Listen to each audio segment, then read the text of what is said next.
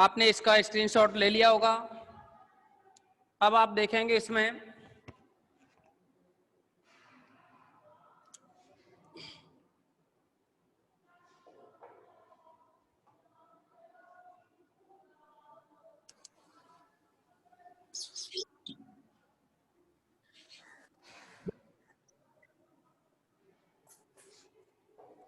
एक और क्वेश्चन है 4th नंबर का। क्वेश्चन नंबर 4th ये का है इसमें x sine t plus by cos t is equal to f dash t. दूसरा है इसमें x cos t minus by sine t is equal to f double dash t. तो आपको प्रूव करना है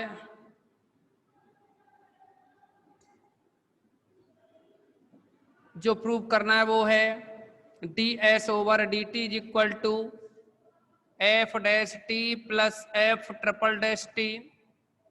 ये प्रूव करना है और ये लास्ट क्वेश्चन होगा बस। बाकी के सारे क्वेश्चंस करा दिए हैं आपको।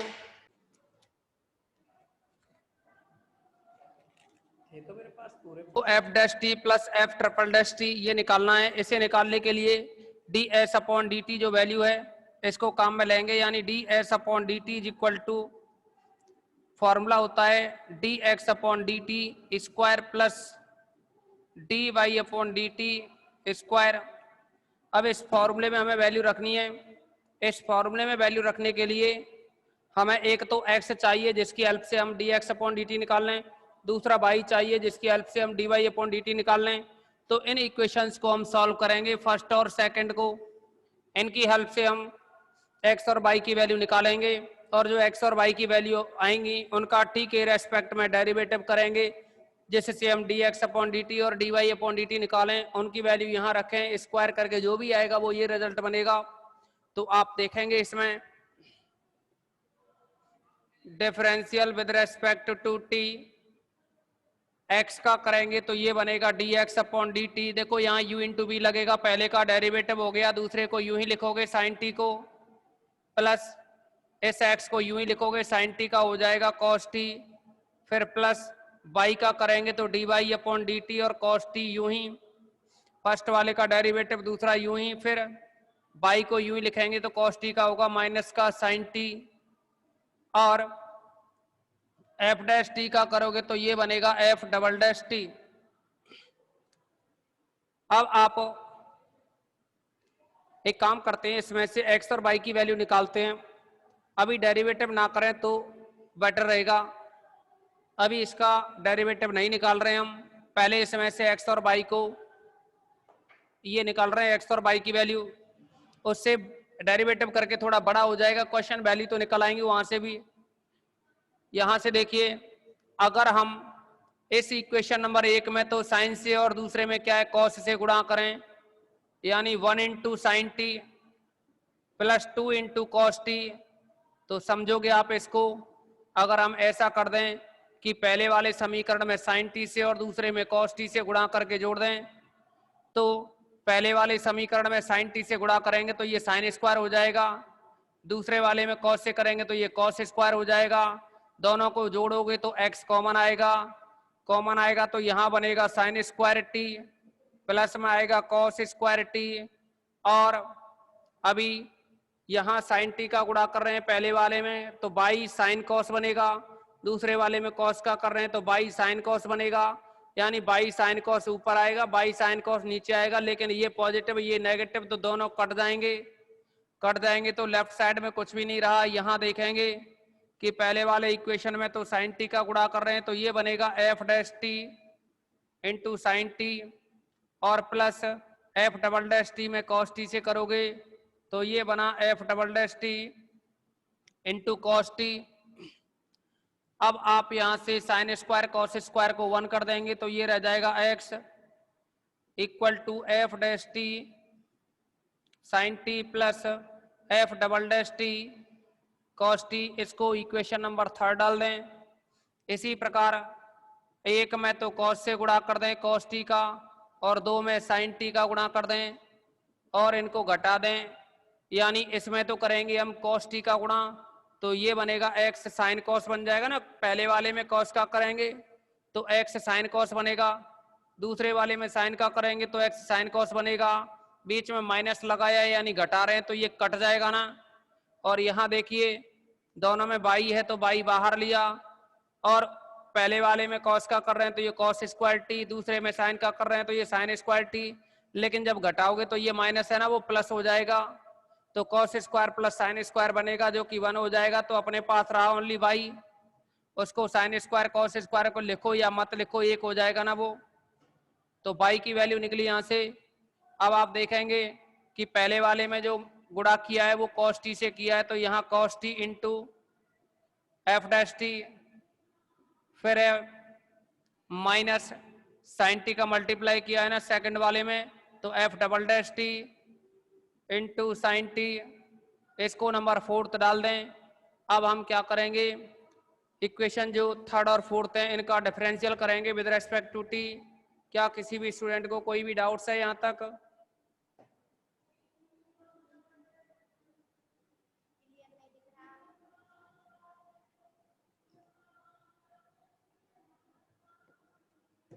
किसी भी स्टूडेंट को कोई भी डाउट्स है क्या?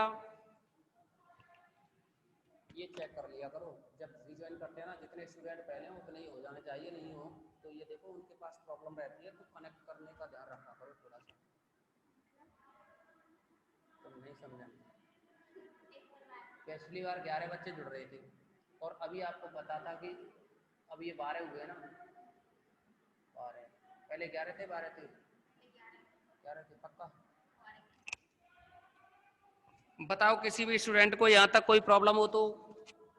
नहीं है?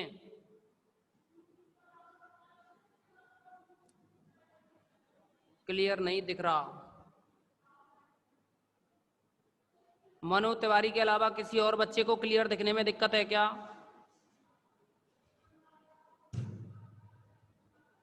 मनु तिवारी के अलावा किसी और स्टूडेंट को प्रॉब्लम आ रही है क्या?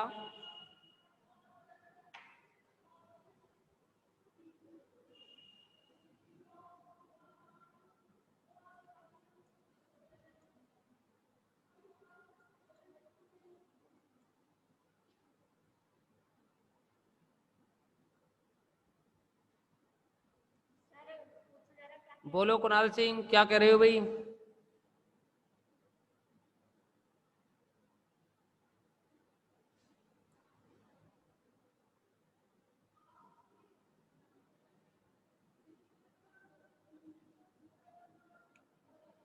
ठीक है आगे बढ़ते हैं। इसमें देखो थोड़ा बहुत नेटवर्क की प्रॉब्लम आपके यहाँ हो सकती है, किसी भी बच्चे के पास, एक दो बच्चों के पास, क्योंकि कुछ का कहना है नहीं आ रही, कुछ का कहना है आ रही है प्रॉब्लम। तो अब देखेंगे आप इसमें हमने x और y की वैल्यू निकाली, अब इसका डेरिवेटिव करेंगे differential with respect to t। x का करेंगे तो ये बनेगा dx upon d t is equal to, इसमें u इंटू वी लगेगा, फर्स्ट वाले का डेरिवेटिव कर रहे हैं तो f double dash t, second वाली वैल्यू यूं ही f डैश टी का f डबल डैश टी हो गया, साइन टी बचा, फिर प्लस, अब f डैश टी को यूं ही लिखेंगे और साइन टी का करेंगे तो cos टी हो जाएगा, plus f double dash t का करेंगे तो F triple dash t cos t, minus F double dash t यूं ही रहेगा, माइनस तो इसीलिए लगाया है क्योंकि कॉस का डेरिवेटिव करेंगे तो माइनस का साइन टी आएगा ना।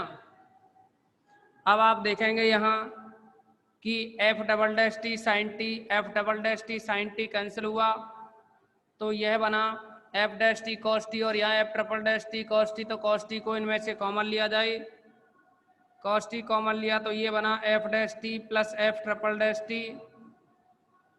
इसको हम या तो कोई इक्वेशन डालो या फिर D x upon d t की वैल्यू हमें यहाँ रखनी है इस फॉर्मूले में, वो काम बाद में कर लेंगे। अब हम d y upon d t निकालेंगे,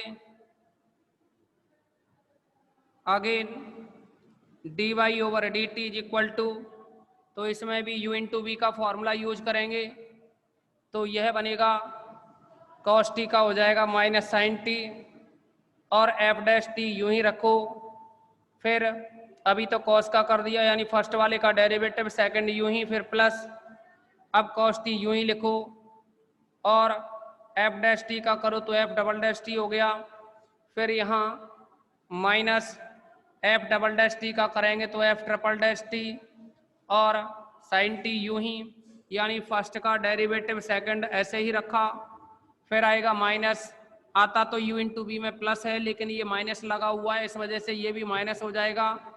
अब फर्स्ट वाला जो एफ डबल डैश टी है यूं ही रखा, और साइन टी का करेंगे तो कॉस टी बनेगा। इसको आप देखें तो f double dash t cos t और f double dash t cos t ये कैंसिल हुआ, यहाँ से और यहाँ से साइन टी दोनों में से कॉमन, और जैसे ही साइन टी कॉमन लिया, ये माइनस माइनस का और है तो माइनस साइन टी कॉमन, तो यहाँ से एफ डबल डैश टी और यहाँ f triple dash T, F यहाँ से एफ डैश टी और यहाँ से एफ ट्रिपल डैश टी, ये बचा। तो इसको इक्वेशन नंबर डालें तो ठीक है, नहीं है तो कोई ऐसी बड़ी बात नहीं, हमें तो वैल्यू रखनी है ना इस फॉर्मूले में। तो जो फॉर्मूला है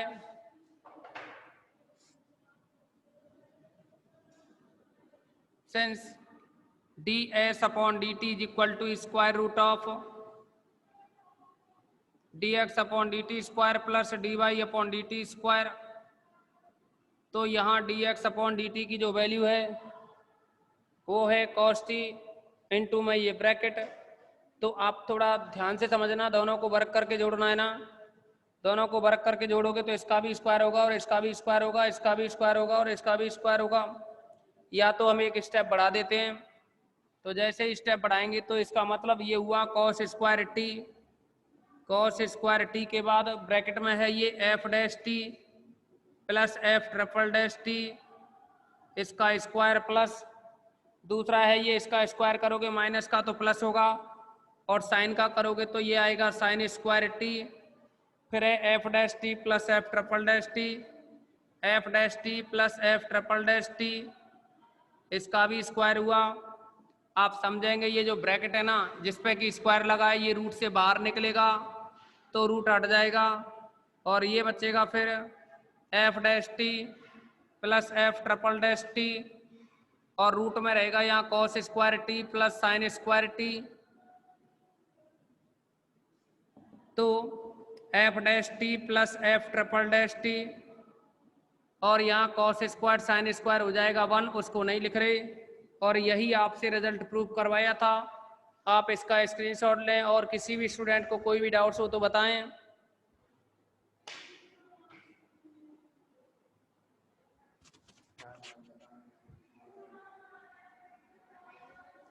किसी भी स्टूडेंट को कोई भी डाउट्स हो तो बताएं,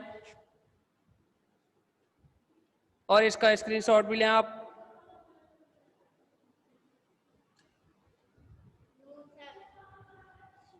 स्क्रीनशॉट लें। अब ये ए एक्सरसाइज का काम कंप्लीट हुआ, बी एक्सरसाइज पे चलेंगे हम।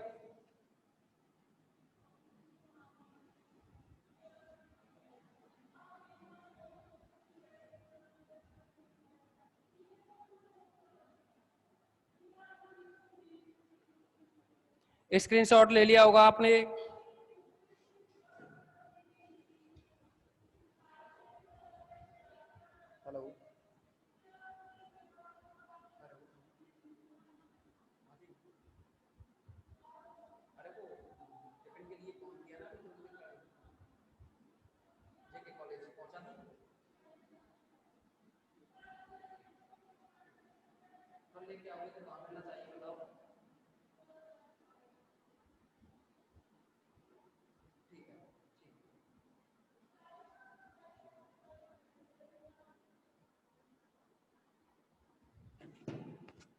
तो अब हम आपके लिए जो बी एक्सरसाइज है उसे स्टार्ट करने जा रहे हैं। तो बी एक्सरसाइज में क्या है कि जो पी है और फाई है इनकी वैल्यू निकाली जाती है। पी और फाई के बारे में जो रिलेशन है वो निकाला जाएगा, यानी स्पर्श रेखा पर ध्रुव से डाले गए लंब की लंबाई, स्पर्श रेखा पर ध्रुव से डाले गए लंब की लंबाई, वैसे तो क्या है, सिलेबस में से हटा दिया गया है ये पी की वैल्यू निकालना, लेकिन कुछ आगे चल के पैडल इक्वेशन और आती हैं, पदिक समीकरण, और जब तक पी की वैल्यू निकालना आप नहीं सीखेंगे तब तक पदिक समीकरण नहीं निकाल पाएंगे। इसीलिए पी की वैल्यू तो आपको निकालनी ही है। यानी ध्रुव से स्पर्श रेखा पर डाले गए लंब की लंबाई या स्पर्श रेखा पर ध्रुव से स्पर्श रेखा पर ध्रुव से डाले गए लंब की लंबाई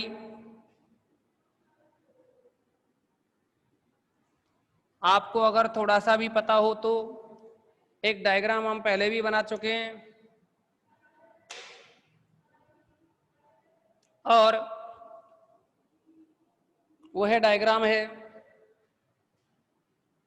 ये कोई वक्र है, इस वक्र के किसी बिंदु P कोऑर्डिनेट r थीटा पर एक स्पर्श रेखा खींची गई है, और ये मान लीजिए ध्रुव O है जिसको हम मूल बिंदु कहें, तो O को अगर P से मिला दें तो ये ध्रुवांतर रेखा जिसकी लंबाई OP इक्वल टू R होती है, और ये फिर x अक्ष है, x अक्ष स्पर्श रेखा के साथ जो कोण बनाता है उसे साई कहते हैं।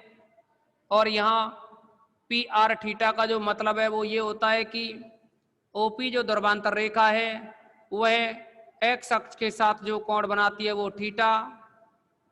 तीसरी बात, यहाँ ये जो ध्रुवांतर रेखा यानी पोलर लाइन जो बनी हुई है ये ओपी और इस स्पर्श रेखा के बीच में ये जो एंगल होता है वो फाई होता है, तथा ओ से इस स्पर्श रेखा पर डाले गए लंब की लंबाई स्मॉल p है, और इसको हमने m पॉइंट कह दिया है। तो जैसे जैसे आपको यहाँ डायग्राम में बताया है वैसे वैसे इसके बारे में हम यहाँ लिखने जा रहे हैं। माना वक्र पर कोई बिंदु पी आर थीटा है तथा ध्रुव O है। यदि P पर स्पर्श रेखा P पर ये जो स्पर्श रेखा है वह x अक्ष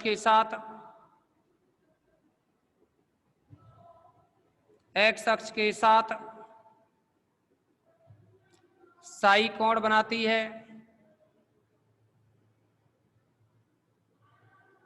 एवं यही स्पर्श रेखा इस ध्रुवांतर रेखा के साथ फाई कोण बनाती है, एवं ध्रुवांतर रेखा के साथ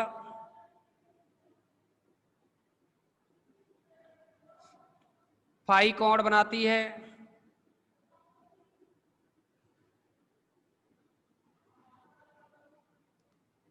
यदि ध्रुव O से इस पर यानी इस स्पर्श रेखा पर डाले गए लंब की लंबाई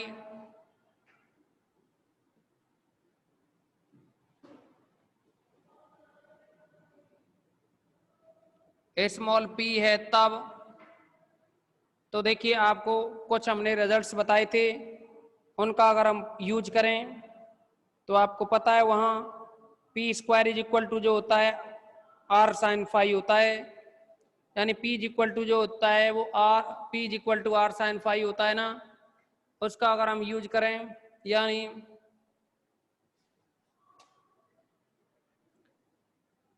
चूंकि P is equal to r sine phi, तो यहाँ से 1/p की बात करें तो ये आएगा 1/r साइन फाई, तो ये रहा 1/p square is equal to, अगर दोनों साइड स्क्वायर करें तो 1/r square sine square phi यानी 1/r स्क्वायर, और ये जो साइन स्क्वायर फाई है ना इसकी हम वैल्यू रखें तो एक आपको रिजल्ट बताया था, एक तो कॉस फाई के लिए और एक साइन फाई के लिए।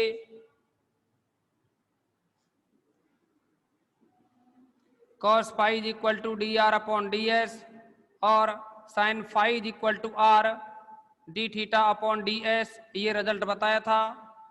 तो आप यहाँ साइन फाई की वैल्यू ये रखें are d theta upon d s, तो यह बन जाएगा इनटू में साइन फाई की वैल्यू रखोगे ना यहाँ r d theta upon d s, तो ये 1 अपॉन में आर स्क्वायर, क्योंकि साइन स्क्वायर है तो साइन स्क्वायर करोगे तो r square d theta upon d s का होल स्क्वायर, यह बन जाएगा यहाँ r square into r square 1 upon r 4, और इसको ऊपर ले जाएं तो यह आ जाएगा d s upon d theta का होल स्क्वायर। लेकिन आपको पता है कि d s upon d theta is equal to होता है square root of r square plus d r upon d theta का होल स्क्वायर। और यहाँ इस रिजल्ट को काम में लें, d s upon d theta is equal to, क्योंकि स्क्वायर है यहाँ तो इसका रूट हट जाएगा, रूट हटेगा तो ये बनेगा r square plus d r upon d theta का होल स्क्वायर। अब ये 1 अपॉन आर 4 का यहाँ गुणा करें तो आर स्क्वायर कटेगा तो 1 अपॉन आर स्क्वायर बचेगा, प्लस आर 4 का यहाँ गुणा करें तो 1 अपॉन आर 4 और d r upon d theta का होल स्क्वायर। ये रिजल्ट आपको याद रखना है। 1 upon p square is equal to, देखिए डेरिवेशन भी आना चाहिए, इसके साथ साथ आपको यह भी पता होना चाहिए रिजल्ट कि 1 upon p square is equal to 1 upon r square plus 1 upon r 4 d r upon d theta का होल स्क्वायर। अभी इस रिजल्ट के साथ साथ एक और रिजल्ट निकालते हैं यू की फॉर्म में। यदि u is equal to 1 upon r लें, u is equal to 1 upon r लें, या फिर यहाँ r के लिए r की वैल्यू निकालें तो r is equal to 1 upon u, r is equal to 1 upon u. और अगर हम d r upon d theta निकालें यहाँ से, इसका थीटा के रेस्पेक्ट में डेरिवेटिव करें तो d r upon d theta, यहाँ यू का करेंगे तो यू का 1 अपॉन यू का माइनस 1 अपॉन यू स्क्वायर, इसी के साथ यू का करें तो ये बनेगा D you upon d theta. इस वैल्यू को हम इस समीकरण नंबर 1 में रखें तो समीकरण 1 में जैसे ही मान रखोगे, समीकरण 1 से यह बना 1 upon p square is equal to 1 upon r square plus 1 upon r 4, लेकिन d r upon d theta का स्क्वायर है तो d r upon d theta की वैल्यू है ये माइनस 1 अपॉन यू स्क्वायर। और या एक काम और कर लें, इसको भी चेंज कर दो, यहाँ वैल्यू रख रहे हैं हम 1 upon p square is equal to 1 upon r square. आप देखेंगे कि 1 upon r is equal to u है, 1 upon r is equal to u है तो 1 upon r square is equal to u square हो जाएगा, यानी ये वैल्यू बनेगी यू स्क्वायर। तो यहाँ जो वैल्यू है ना, ये वैल्यू बनेगी फिर u4, और d r upon d theta का स्क्वायर है तो d r upon d theta की वैल्यू है माइनस 1 अपॉन यू स्क्वायर, साथ में D you upon d theta का स्क्वायर। आप समझेंगे इसमें कि ये रिजल्ट बना यू स्क्वायर प्लस, यहाँ यू स्क्वायर का स्क्वायर करेंगे तो u4 से u4 कैंसिल, माइनस का स्क्वायर करेंगे प्लस हो जाएगा और D you upon d theta का होल स्क्वायर बनेगा D you upon d theta का होल स्क्वायर। और ये रिजल्ट चल रहा है अपना 1 अपॉन पी स्क्वायर के इक्वल। तो ये आपका सेकंड रिजल्ट रहा। यहाँ तक उम्मीद करते हैं कि किसी भी स्टूडेंट को कोई डाउट्स नहीं होना चाहिए, अगर हो तो कमेंट्स में बताएं। किसी भी स्टूडेंट को कोई भी डाउट्स हो तो कमेंट्स में बताएं।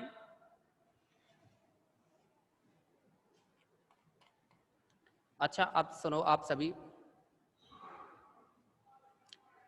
कि आपको जो ए एक्सरसाइज थी ना, उसके क्वेश्चन से सॉल्व कर रहे हैं, सारे क्वेश्चन करने हैं। और कल की मीटिंग अटेंड होते ही पहले उन क्वेश्चनों को डालोगे कमेंट्स में। जैसे ही मीटिंग ज्वाइन करो ना आप, तो उसमें आप कमेंट्स में अपने क्वेश्चंस डालोगे, जिससे हम उनको कराएं आपके लिए, जो सॉल्यूशन यानी जो प्रॉब्लम हो उनकी सॉल्यूशन करा दिए जाएं आपको।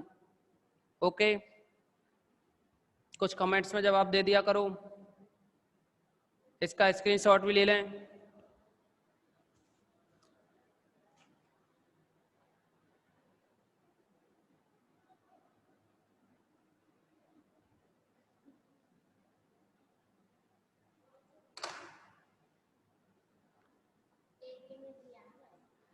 अरे बताओ भाई, किसी को कोई डाउट्स हो तो। अभी पवन गुप्ता का रिप्लाई आया है, बस बता दिया करो। 1-2 मिनट तो आपसे भी बात करना जरूरी है हमारी। तो आप लोग ये एक्सरसाइज के क्वेश्चंस को करोगे।